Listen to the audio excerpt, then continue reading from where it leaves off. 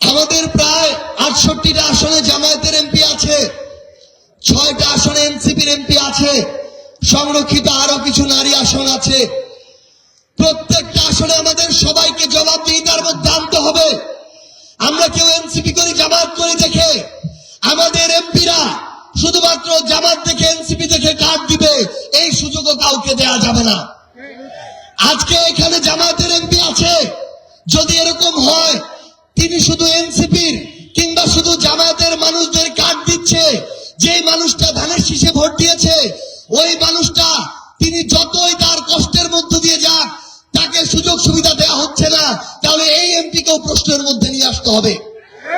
মনে রাখবেন, কাউকে যদি ছাড় দেন সে ধীরে ধীরে স্বৈরাচারের পথে হাঁটবে। আত্মসমালোচনা থেকে নিজেকেও কোনোদিন বাইরে রাখা যাবে না, প্রত্যেককে এই প্রশ্নের মধ্যে নিয়ে আসতে হবে। অভ্যুত্থানের আগে বাংলাদেশের গুরুত্বপূর্ণ দায়িত্বে থাকা অনেক ব্যক্তিরা বলতো রয়ের হেডকোয়ার্টার হচ্ছে ভারতে, আর ভারতীয় গোয়েন্দা সংস্থা এই রয়ের আরেকটা হেডকোয়ার্টার আছে বাংলাদেশে, ঢাকায় ক্যান্টনমেন্টে। আমরা বর্তমান বিএনপি সরকারকে বলতে চাই, আমার এই সেনাবাহিনী আমার সার্বভৌমত্বের প্রতীক, আমার শক্তির প্রতীক, আমার ঐতিহ্যের প্রতীক।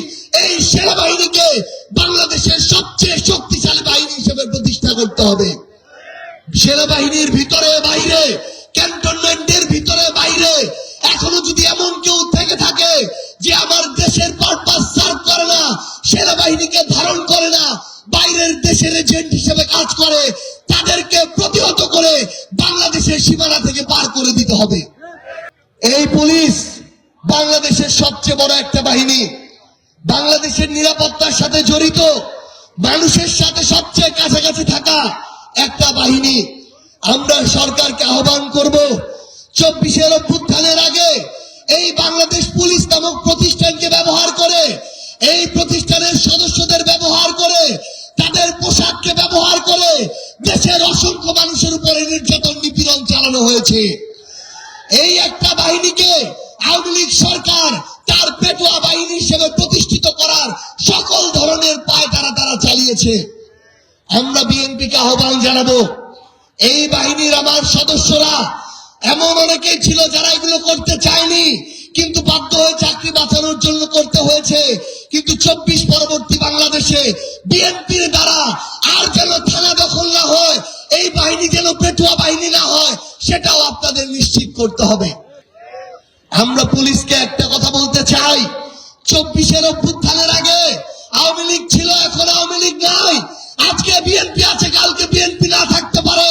যদি আপনারা দলের দাস হন, ব্যক্তির পূজারী হন, মার্কার প্রতি অন্ধ হয়ে যান, আগামীর বাংলাদেশে আপনি আর কোনোদিন মুখ তুলে তাকাতে পারবেন না।